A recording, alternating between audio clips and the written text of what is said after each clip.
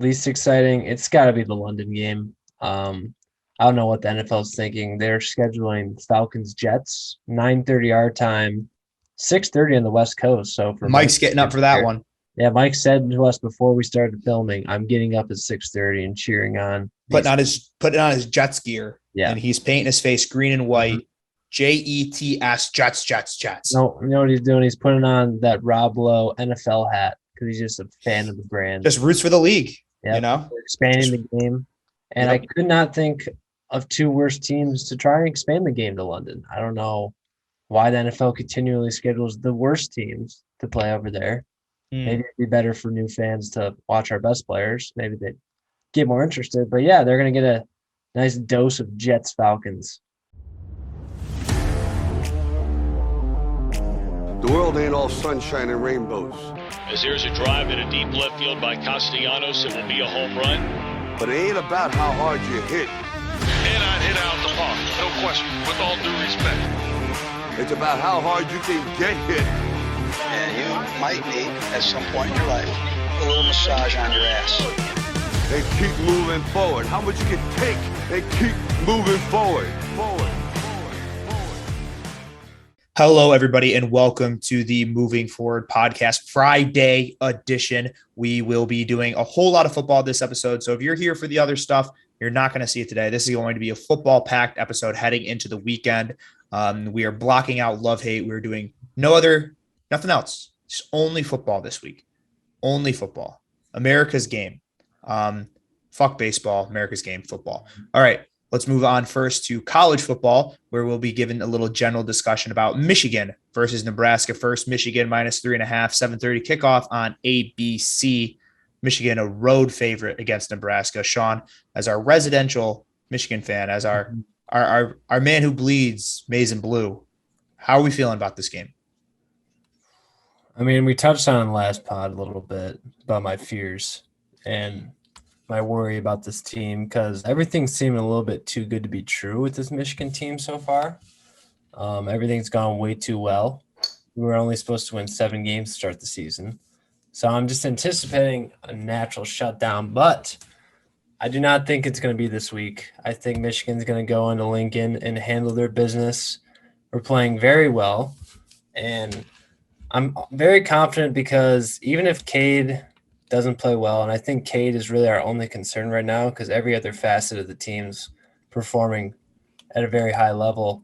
Even if Cade has a bad first half, I think Jim's going to go straight to J.J. McCarthy off the bench because he was sprinkling him in weird times during Wisconsin. It just seemed like he wanted to get him out there.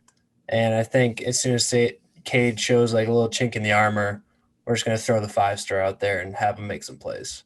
Yeah, it's that situation reminds me a lot of what we're seeing in the NFL right now with like the 49ers and the Bears and everything, where they're just trying to sprinkle in these rookie quarterbacks. Like, obviously these teams are really good and they think they have a chance to win now, but these rookies, like a freshman for Michigan and these rookies in the NFL it's really comparable situation. Like, you think this is a long-term guy, but is he the best thing right now? He might make a lot of mistakes. He's a newcomer to the game, but like, I see it working out for a lot of the NFL teams, and I don't know why it can't work out for Michigan. So I think more likely than not, especially if they're having some struggles, like I could see the switch happen real quick. Yeah, and I think the worry with Cade is that he's not going to be able to perform at like the big stage. I mean, Wisconsin was somewhat of a stage, but he's never really had experience with this type of stage. Like a night game in Lincoln's pretty intense. Like I don't know what it is with night games in general, but the crowd seems louder. The team plays harder. I think it's because everyone's probably more drunk because everybody's hammered. Yeah, yep. I just answered my own question. That's definitely it. But I don't know. I'm very confident, though, because JJ's the real deal. And he seems like he's got the arm. He's got the athletic ability. And if we're struggling, just throw him in there, and he's going to get us out of that hole. I think a lot of the same reasons that you might think Cade would get rattled, though, would be a little concerning to throw a freshman into that meat grinder. The thing with JJ, though, is he has some sort of confidence about him. Every time he's come in the game this year, he's looked weirdly comfortable.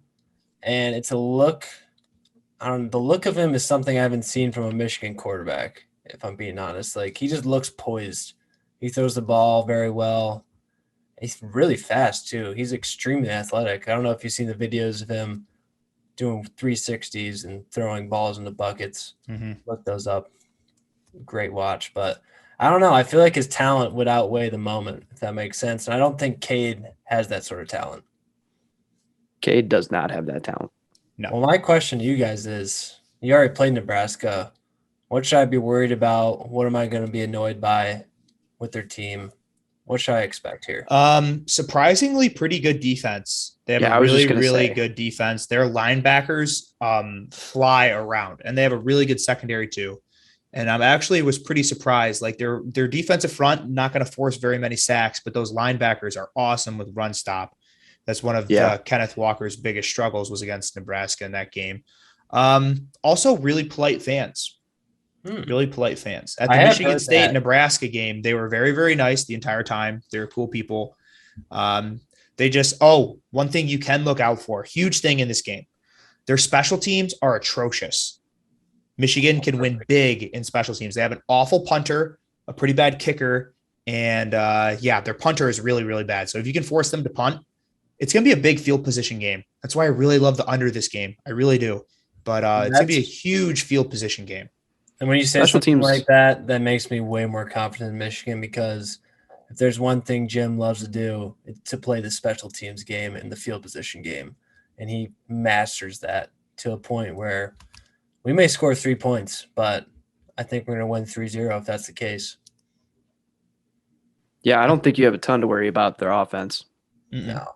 Their quarterback loves to turn the ball over. He really loves it. Yeah, it's his bread and butter. Aiden Hutchinson's going to eat him alive. Yeah. Aiden Hutchinson, he's like being graded as one of the best defenders in the country. And like I saw some mock drafts with him at like number 2. Yeah. Yeah. He besides the guy from Oregon, who I think is the consensus number 1 pick overall right now, he might be the second best defensive lineman in the country. Except for maybe some guys on Georgia who have been really, really good. So he's at least top 3-4. He's absolutely amazing. I think an NFL team could draft the entire Georgia defense and be in the middle of the league. Agreed. Yeah, defense is crazy. But, yeah, if you watch Aiden play, he is just in the backfield every single play. And he just seems like he has that psychotic will to just hit someone every single play, like you see with not Rashawn Gary. Rashawn Gary did not have that psychotic will. Like Myles Garrett, or I don't even want to breathe Aaron Donald and Aiden Hutchinson in the same breath, but somewhat like that. So I can see the hype for him, but yeah, if Nebraska doesn't have a good old line, I feel like he's going to eat. No, they don't. Panashuk, or was it Panashuk? Absolutely ate. He was the defensive player of the week in the entire country, I believe. At least he was in the Big Ten. He might have been he was the number 1 rated defensive lineman that week that they played Nebraska. Like Hutchinson this week is going to eat. That's why, like after watching them play Michigan State, it was 23-20. I feel like Michigan and Michigan State are very similar in the two teams. I feel like Michigan's offense will struggle, and I feel like their defense will thrive. That's why I think it's a big under game. So if I had to do a pick for this game, I don't feel great about the spread. I think Michigan wins. I think it's close. I like the under if I'm giving a pick, though. Well, I think Michigan's going to win, and if they do win, it's not going to be less than 2.5. So I feel like I'd take Michigan in the points. Mm-hmm. But, yeah, I'm not worried. I talked myself out of it. The more I thought about it, the less worried I became. And I found out that Nebraska's not that hard of a place to play in because they're all very quiet and polite, it seems. So they've been dog shit for 25 years too. So yeah, it's Nebraska. Their state sucks. Their state does. Oh my God. They have nothing. Don't even get me started. Yeah. It's the worst state, worst place I've ever been. Oh, you've been, Michael. Tell us about your experience. I drove through when I was coming out here. It's literally it's cornfields for 8 straight hours. It literally, the entire state is the exact same. Because Lincoln is at the east end of it, and that's the last city you see until you hit like Utah. Oof. It's a fucking nightmare. Right into the Mormon state. Yeah. How are you going to get excited for football when you're just seeing nothing but plains every single day? It's because it's the only thing you have to literally the only thing you can do in Nebraska. Yeah, I know, but by that time, I think at the night, you're just so demoralized from living in Nebraska that the energy has been drained out of you, and then you just crave the sweet release of death. Yeah. But yeah, Michigan plus 2.5. All right, Mike, if you had to give a pick for the game. Any thoughts? I'd probably also go Michigan -2.5. I think if Michigan's going to win this game, it's going to be because Nebraska just can't score. And I think Michigan has a much better offense and defense. So okay, so stay tuned for my parlay when I take Michigan and the under. I feel really good about that. All right, moving on to Michigan State, who is also on the road against Rutgers. Michigan State actually a bigger favorite, -5.5 against 3-2 Rutgers. I believe it's a noon kickoff, if I remember correctly, noon game for MSU. So you can definitely catch me at the Riv on Saturday. MSU, I feel like, has been playing really good. They're going to play their first half without Cal Halliday, one of their better linebackers, probably one of their best linebackers. So I'm a little nervous about that one. Sean, give us the scouting report. You just played Rutgers last week. Give us the scouting report this week. Okay. Their quarterback runs a lot of design runs up the middle, a lot of running in general. I feel good about that then. A lot of short passes. Don't feel good about that. Yeah, a lot of short screens, like little tricky plays like that. Defense is stout, more stout than you expect, but they're definitely able to break, if that makes sense. Does make sense. The first half, Michigan ran all over them and passed all over them, but they were annoying. I got to say, they annoyed the shit out of me. They did not quit. They played hard. It's definitely not the Rutgers of past that teams could just walk over and get a giant dub on, even though Ohio State just did that. Yeah. It concerns me about Ohio State's skill level, but as far as the MSU angle, I feel really good about stopping the run with Michigan State. I think they have one of the best run stopping defenses in the country. They're really good at stopping the run. They've been good at that. The thing that's struggled is these short passes. Like, they don't give up the big play. Michigan State just gets killed for absolutely like 9 yards a pass. And that's the thing that I'm a bit worried about. If they're doing those screens, those have been our kryptonite in the past. Like, we're starting to become good at screens. So I feel good about that. But I don't know. -5.5 is a lot of points for a Rutgers team that I think is feisty against MSU. If I had to pick a play, MSU's over has hit in all 5 of their games so far. So give me Michigan State with the over. I'm going to keep riding it until it misses. I would take that just for the simple fact that they haven't missed yet. But I will say hit by 1 against Nebraska, hit by 1 point. I actually might fade it now because now that we've talked about it, it's going to get jinxed. But my point is Kenneth Walker might have some trouble. Their run defense wasn't too bad. They shut down Corum and Haskins. So I don't know. It's going to be a toss-up game for sure. This one's another test for Michigan State, and we'll just see if our teams can keep plugging along. Yeah. I don't know. It's either this. I think Indiana's really bad, so I feel like this is the one that I'm on big upset alert for Rutgers. I might hedge. I might do an emotional hedge and take Rutgers just to try to save myself in case something bad happens. I'd much rather have MSU win and me lose money. So that's what I'm really looking at. Is I don't know. 7-0 seems like it's too good to be true for MSU Michigan here in a couple of weeks, and I'm a little nervous about it. I know. It seems very attainable, but for us seasoned fans, we know that something bad's about to happen to both our teams. So I don't know how we can do. All we can do now is watch, Jake. That's all we can do, and pray. Yeah, hope and pray. That's what I'm banking on. The Michigan State thing, like, they're my favorite team, and I might be jaded by my love for them, but they're gonna win the national championship this year. So Michigan State. Yes. Somehow making it.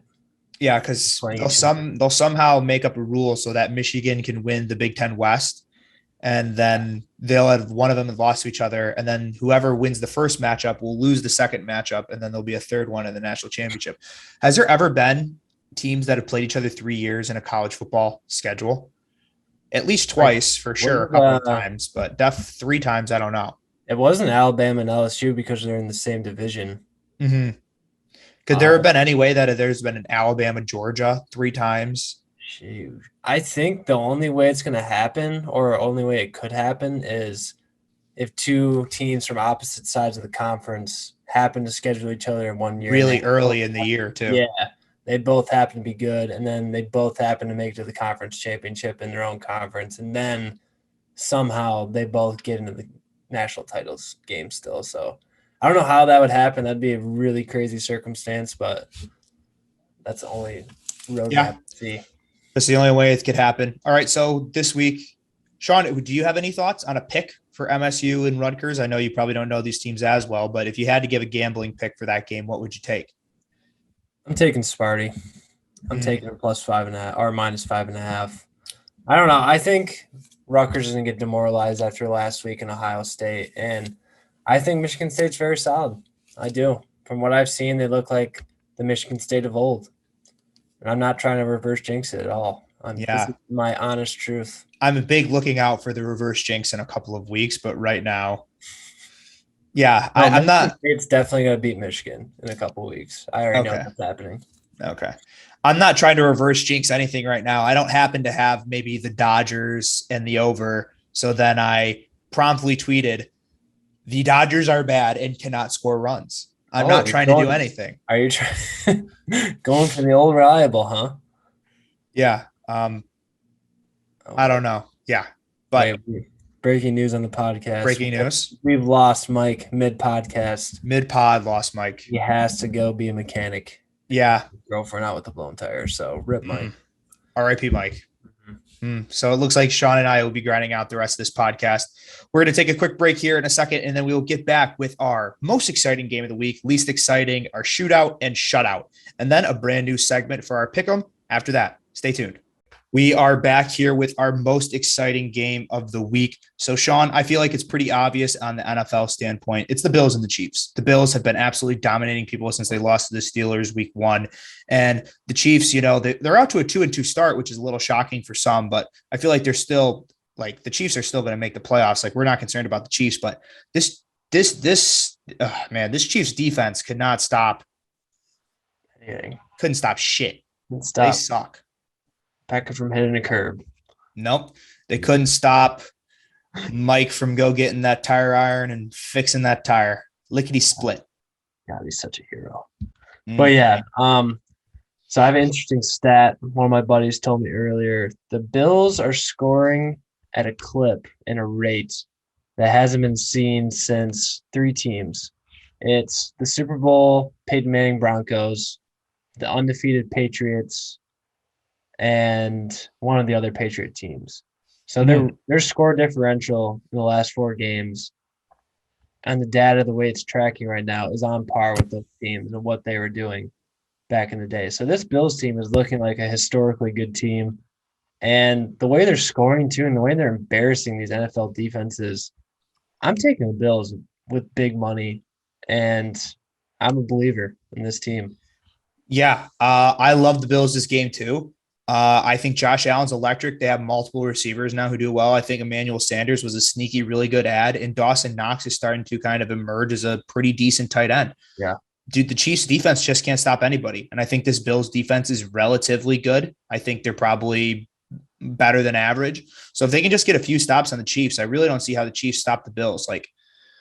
This is just these are 2 teams who are begging you to take the over. And that's what makes me think I should take the under. But it's set at 54.5 right now. And I like it. And I think it's going to get higher. So if you got a chance to take it early, I take 54.5 because I feel like it's going to get up to at least 55, maybe 56 points. So you can get those couple extra points. I do like that. Yeah, no, I definitely think it's going to be a shootout. I don't really see a way that it's not going to be. But I do think the Bills' defense is better than people are giving them credit for. They have a lot of good players in that team. And yeah, even though their offense is scoring a shit ton of points, the defense is holding teams to minimal points. Yeah. I don't know what that game against Pittsburgh was. That's going to mess me up in the head the rest of the season. I don't know how that happened because Pittsburgh just looks atrocious now. But I think these last 3 games, Bills team is really what they are. And yeah. They're going to be. So, yeah, I'm a big believer in this team, and they're looking like a Super Bowl team. They are. Yeah, they were 1 win away from making the Super Bowl last year, and they're playing the exact same team. So really excited for that one. Any more games to note, Sean, that you want to hit for the most exciting game? A little Iowa, Penn State? Yeah, that's what I was about to say. Iowa, Penn State in Iowa City. And I think it's on paper going to be a very exciting game, but I actually do think Iowa's going to crush them. Iowa night games, you might as well just pack it up and forfeit because you're not winning at Iowa City at nighttime. I don't know what I already talked about night games, but the Iowa night game, that's a trap. And for some reason, Michigan always gets it. So I know this better than most fans, but we never can beat them at night in Iowa. It's impossible. Yeah, it's funny because their counterpart to that exact same point is them in Penn State. If you're Penn State and it's a night game, you're not walking out of there with a win. Iowa really, oh my God. Yeah, Iowa really lucky to get the home game here. Huge game for the Big Ten, huge college football playoff implications. Basically, the loser of this probably won't end up making it unless they win out and then win the Big Ten decisively. So huge game for both these teams. Iowa looked shaky for a little bit, but then they absolutely murdered Maryland on Friday night last week. So I don't know. I'm also leaning Iowa in this one. I like Penn State, but they didn't impress me the way I thought they would against Auburn, who's not that great of a team a couple weeks ago. So I like Iowa here. I do like Iowa, even though their offense has been shaky. I also like the under in this one. I like a lot of unders this week. I do like the under. I feel like this gives me big Wisconsin, Penn State vibes the first week of the season where the teams are going to struggle to score. So I like Iowa in the under here, but my main pick would be Iowa. Yeah, this is just too tough an environment to go into. And I think Iowa, they're just going to control the game. I think the defense is going to play with lots of energy. I think home games like this in general gives the defense more of an advantage because they're getting more energy from that crowd. Like offenses don't technically need too much energy. It's all about like schemes and like performance. But if the defense has the whole crowd behind them and they're playing fast and moving with energy like that, it's going to be tough to stop. And I think Iowa has a better defense than Penn State has an offense. So yeah, 100% agree. Let's move on to our least exciting game. So my least exciting game, we're staying with college football. We're also staying in the Big Ten. Illinois, Wisconsin. Yeah, that's good. It's just a stinker all around. Usually I like Wisconsin. They don't score enough points to be interesting. And Illinois is bad. Sorry, Max. I love you. You were a great roommate. Cool guy, but you're fighting a Illini this week. Nope. It looks ugly. And I think Wisconsin's going to be without Graham Mertz, so they're going to have to trot out that backup that played the second half of the Michigan game, and he was straight ass. Yeah, he was bad. Much. He was booty cheeks. This will never come across my TV on Saturday. No, it will not. I won't even, after talking about it right now, I will not give it a second thought until probably checking the scores early Sunday morning before NFL. Just be like, oh, what are some of the college games I missed? Might see this one. Maybe, maybe not. I don't even know. This is one of those games where you're going to look at the play-by-play, and it's going to be one of those classic Big Tens where you just screenshot it and it just says punt, punt, punt, 4 plays punt, 4 plays punt, or 5 plays punt. Yeah. That's all it's going to be. I think it's going to end 3-0. There is a 99.9% chance that every single drive between each of these teams is run, punt, run, punt. I think under 50 total throws in this entire game between both quarterbacks. Bold prediction. It might just under 50 throws. Let's just throw a bunch of bets on this, a bunch of under bets. Yeah. As soon as we do that, the game's going to be the best college football game of all time. So Graham Mertz is going to come back from the grave, throw 5 touchdowns. Illinois and remember how to play football. Yes. All right, Sean, what is your least exciting game of the week? Least exciting? It's got to be the London game. I don't know what the NFL is thinking. They're scheduling Falcons-Jets, 9:30 our time, 6:30 on the West Coast. So for Mike's getting up for that one. Yeah, Mike said to us before we started filming, I'm getting up at 6:30 and cheering on. Putting on his Jets gear. Yeah. And he's painting his face green and white. Jets, Jets. No, you know what he's doing? He's putting on that Rob Lowe NFL hat because he's just a fan of the brand. Just roots for the league, you know? We're expanding the game. And Yep. I could not think of 2 worse teams to try and expand the game to London. I don't know why the NFL continually schedules the worst teams to play over there. Maybe it'd be better for new fans to watch our best players. Maybe they'd get more interested. But yeah, they're going to get a nice dose of Jets Falcons. For sure. Awful game. Falcons lose a heartbreaker to the Washington football team last week. Jets coming off their first win. I'm trying to think who I even like in this game. I like sadness. I like disappointment.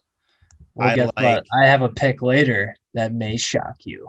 Oh my God. involving this game. Oh, wow. I love the fact that I'm shitting on this game right now, but I will be checking it regularly to see how Kyle Pitts is doing for my fantasy team. That's the only reason why I'll stay tuned. I don't plan on watching. Of course, we all still watch the London game for that reason only. At least the second half. There's At always least. one notable fantasy player in any game, so you got to check it. Yeah, you got to check it. All right, moving on to our shootout segment. I'll go with mine. Mine is Texas and Oklahoma. I feel like this is Red River rivalry, and it's a huge game, and it's going to be a big shootout. And I have sneaky feeling that Texas might be back this game. Yeah, I think they're going to avenge the Arkansas loss.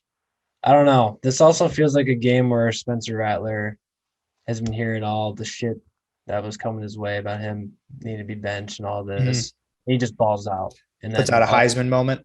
All of a sudden, he's the number 1 overall pick again, and all of a sudden, he's getting that buzz.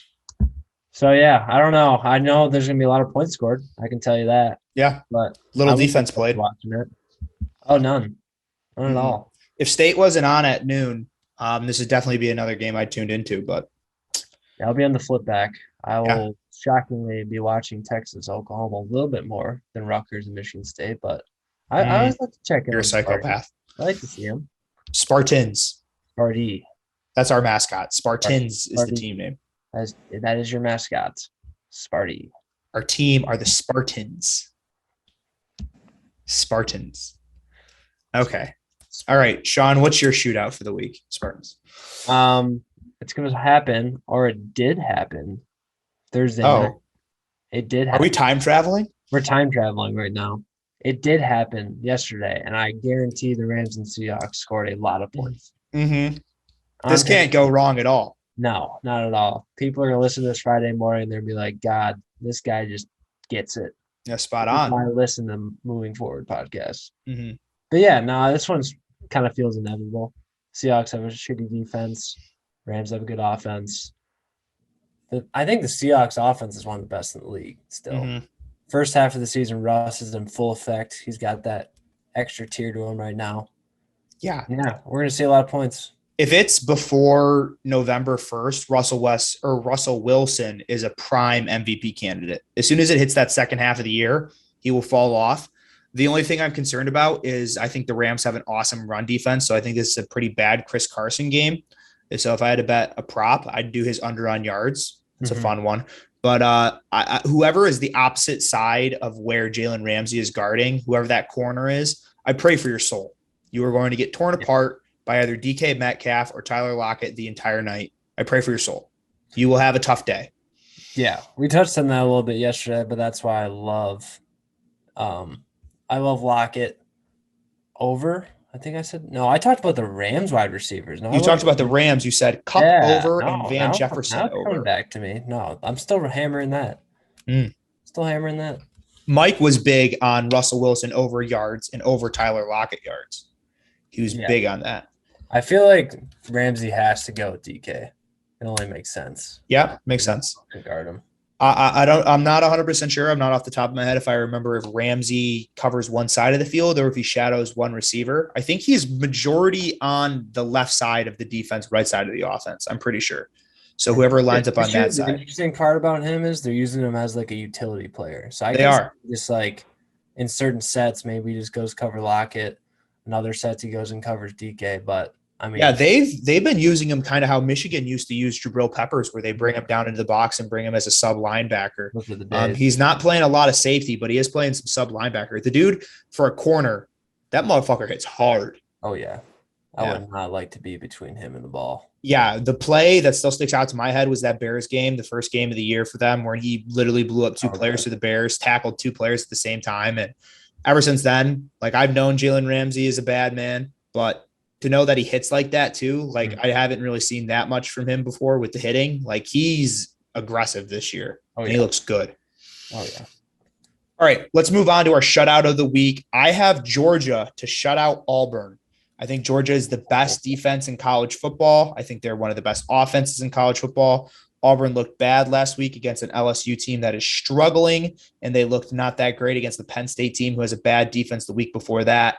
I like Georgia. I'm pretty sure they're like 14.5 point favorites. I don't know. I'm scared about that one, but Georgia's going to shut them out. I feel decent about that one. I feel okay.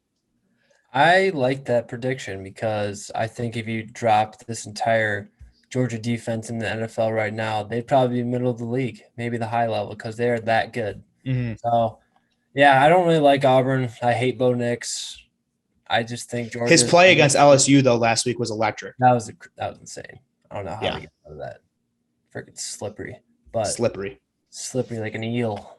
But yeah, no, I think that's a very safe bet. You can almost say this about any team Georgia plays the whole rest of the year, but this game in particular, it really just seems like they're going to step on their neck.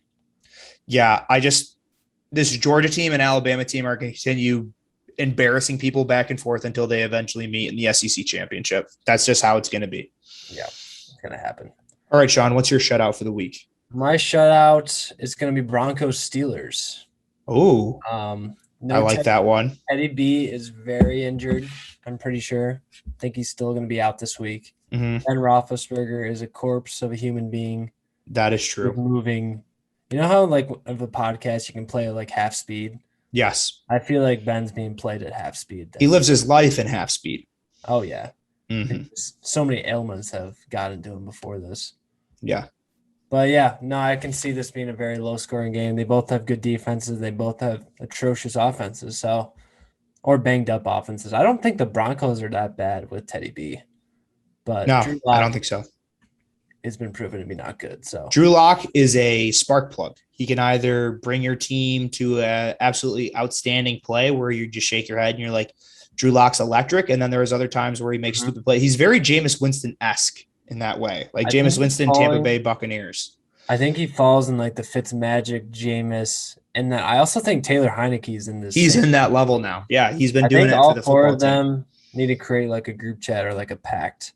Or something that they all need to like meet up and just talk about. That's why these guys, those four, will always be great backup quarterbacks in this league. Yeah. Fitzpatrick will be retiring soon, but those guys, it's like if your starter goes down and you have a chance to throw one of those guys in, you're either going to win that game in the most spectacular fashion or you're going to lose 35-7. So it's like there's no in between either. No, you're not gonna have a hard fought game. It's just going to be either electric or horrifying. 100% agree. Yeah. All right, that will wrap up that segment. Now moving on to our new segment where we'll be talking about picks in the NFL/college. Yes, maybe, and hell no. So basically, yes is a game that you feel absolutely awesome about, like almost a lock. We're replacing this with Pick'em because we've been covering a lot of games. And maybe is a game you'll think about taking. It's going to go right down to the wire. You could see it going either way. You don't know. And then hell no is a game you're not touching with a 10-foot pole, a game or a pick that you are that you're interested in, but you're too afraid of to take. So I will start. I'm going to take Kentucky -3.5 against LSU at home. Kentucky is a 5-0 start against LSU. Coach O is playing for his job, but Devin Statang, whatever his name is, for LSU, the best corner in college football since he was a freshman when they won the national championship 2 years ago. You know what I'm talking about? I thought you were talking about the Kentucky quarterback. No, I'm talking about the LSU corner. He just had foot surgery today, focusing on the NFL draft. He's out for the year. I like me some Kentucky. Yeah, I like it a lot. I don't know why Kentucky's just been decent at football the last 5 years, but they're fun to watch. They are. Their quarterback put mayonnaise in his coffee on a TikTok. It's actually a psychopath move, which makes me like the pick even more. Well, he did it last week and they won. So this could be like a Mike McCarthy breaking watermelon before the game. But does it lose its effect if he keeps doing it? Will he have to start upping the condiments? Maybe a mustard, a ketchup, things that leave it even more crazy. Well, if it isn't broke, don't fix it. So I think if he puts mayonnaise in his coffee before this game again, we will be forced to take Kentucky with all the money we have in our account. Yeah, that's my mayonnaise lock of the week. Kentucky -3.5. The mayonnaise lock of the week. All right, I will transfer over to mine now. And we talked about it earlier. We hinted at it. The game of the week, some may say. I'm taking Jets money line. Oh, Jets money line is my lock. I love the way they played last week. I think Zach Wilson found a rhythm. I think this Falcons team has no life in them. And Arthur Smith, no chin. He has no chin. He has a beard now. It looks a lot better, but Yep. I'm taking Jets money line. I like the spread. I like the number. It's like plus 165. I'm a big believer in momentum, even though it's proven many times it's not real or is not a factual thing. But yeah, Mhm. I have a feeling. I have a feeling about this game. You know, when you get that feeling, you're just like, I don't know why, but I love this. That's how I feel about Jets. Yeah, I get that. I 100% get it. So I will be waking up 100% for this game now. Yeah, if you're putting money on it, you got to watch it, and you got to hate yourself while you do it too. Mm-hmm. That's the best part. The fucked up part is I've already had a situation this year. No one really cares about my bets, but I had a 5-leg parlay in the Jets for the last leg of it, and I could have won $215 and I had $0 in my account. So if that tells you what happened. Oh, the Jets. Putting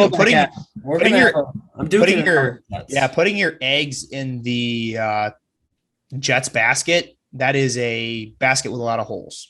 I'll tell you what, I'm used to. I don't know what I think I'm in an abusive relationship with the NFL. I think I just realized that because I've watched the Lions for so many years. I'm drawn to these sort of teams. Yeah. Betting on the Falcons. That was my thing last week. They hurt me. The Jets with Zach Wilson. Hurts me every week. Me thinking the Texans are going to cover whatever astronomically huge spread they face each week. That's a battle of myself. Last week I looked at the Bills and I said 17 points. That's too many points for an NFL team. The Bills won 4-0. Well, Jake, they're going to change. They've changed. They got help, and they're going to be different. That's what I heard. All of these teams. Yeah, they'll change. They won't continue to be bad forever. No. All right, moving on. I have another yes, and that is Southern Methodist University on the road against Navy minus 13.5. You take Southern Methodist with this game. Navy's going to be slow. Southern Methodist has a good defense. They're a legit good team. I feel like SMU absolutely hammers on this game. This is a game that's off the radar of people. Off the radar. Playing very good, too. They're a very solid team. Mm-hmm. So I like what you're thinking right now. I have no evidence to deny. I know nothing about either of these two teams. I like that. Another gut feeling. You're just getting gut feelings from the Moving Forward podcast. It might be all the mayonnaise. It is. The mayonnaise. Our mayonnaise locks of the week. We might have to do this. That might be our segment. Is just our yes segment will be the mayonnaise lock of the week from now on. Mm-hmm. Okay. Eventually, if we do win this, we should probably drink some if these picks go 3-0. Okay, I like that. Handshake agreement. We're shaking hands through Zoom. Okay, moving on to our maybe bet. Sean, are the Bengals real or are they fake?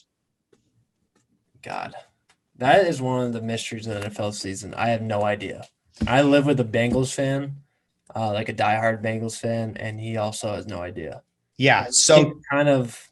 Yeah, go ahead. So tell me why I think they're fake and why am I thinking maybe Packers -3, but also at the same time, I feel like this is a sneaky, weird Bengals win this game. I can't tell. I love the Packers. They've been playing really well. They scorched me in week 1 with the Saints, but ever since then, they've been awesome. And that I would not bet against Aaron.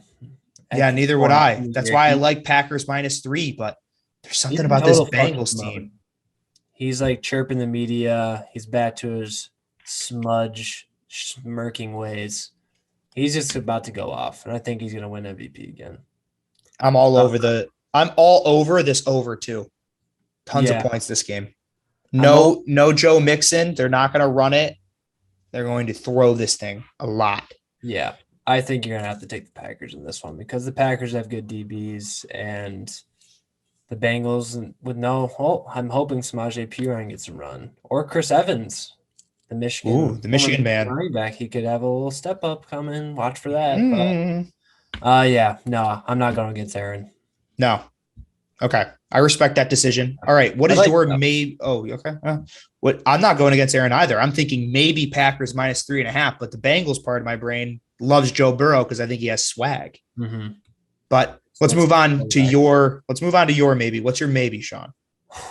So my maybe, and please God, someone talk me out of it, is betting no run first innings for every MLB playoff game. Ooh. It would have missed the last first 2 playoff games. Yes, but the next couple. Specifically, Yeah. specifically the first games, because that's when they pitch their aces. There's gonna be a lot of energy in the air. I'm a big believer in energy. I've mentioned that way too many times in this podcast, but I'm also talking myself out of it. That's why I'm in the maybe point, because the batters have energy too, and they have the will to hit. So I don't know. What is your thoughts on this? My thoughts are the Dodgers are cowards and they can't score runs. They're cowards. Did he give up a run in the first inning? Yeah, they did. They scored in the first inning. There hasn't been a point. There hasn't been a run since. We're at midway through the fourth, 1-0. And for a guy who needs the over in the Dodgers. See, this is why I put it the maybe. I don't think I'm going to do this now, because if I was to bet on any pitcher to give up a scoreless first inning, it would have to be Scherzer. Yeah, makes sense. So, yeah, I still might do it.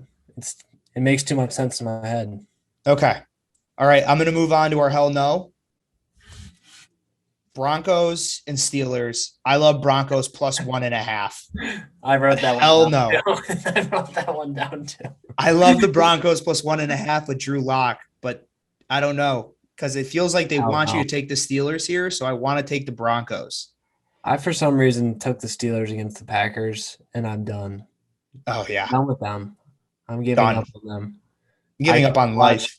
I cannot watch Ben Roethlisberger with like any rooting interest anymore. I can't do it. I'm not turning this game on. I refuse.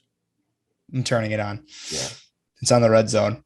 It's going to be like that Cleveland Vikings game where you just see it one time for a few scores, like, and the rest of the time it's just punt. Like, that's a Big Ten fest. Like, this Broncos Steelers game, huge under energy, but why do I love that I hate the Broncos plus 1.5? Drew Lock's electric. I hate it. I hate it too. I hate it and I love it. That's why I'm staying away from it. I think this one, everyone just take a big step back. Don't overthink it like you kind of are now, and just stay away from it. Let's just let this game happen. Let this horrible game take place. Yeah, we are not a part of it. We're not a part of it. I'm a part of it. I want it. I don't want it. Jake, I need it. No, Jake. No. Hell no. I want it. Hell no. Oh, thank you. I needed that stern voice. All right. That will do it for this episode of the podcast. Mike had some picks. Let's do you want to do a quick Mike impression, what we think his picks would have been? I don't do a good Mike. You want to go in on that? For some reason this week, I'm from California. I really like my hometown 49ers, but Mike, actually I like the Cardinals minus 5.5 because Kyler Murray's been electric, which is also a game that Jacob likes.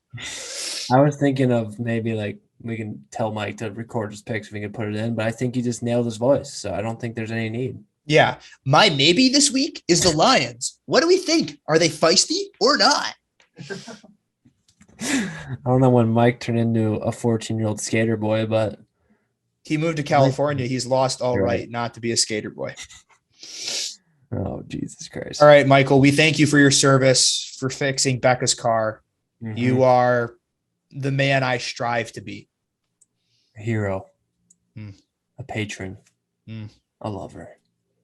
Most importantly, a lover, Michael Gottschalk. All right. Thank you. This was another episode of the Moving Forward podcast. Make sure to follow us on Instagram and Twitter, Moving Forward Pod, FWD Pod, and TikTok, the Moving Forward Pod, and then the YouTube version that comes out on Loth 11. We are recording this before the Thursday night game, so everything Sean said could be wrong, and then somehow the Dodgers could be a better baseball team. I think both things are wrong, 1,000%. But until next time, peace. The world ain't all sunshine and rainbows. As there's a drive in a deep left field by Castellanos, it will be a home run. But it ain't about how hard you hit. Hit out the park, no question, with all due respect. It's about how hard you can get hit. And you might need, at some point in your life, a little massage on your ass. And keep moving forward. How much you can take and keep moving forward.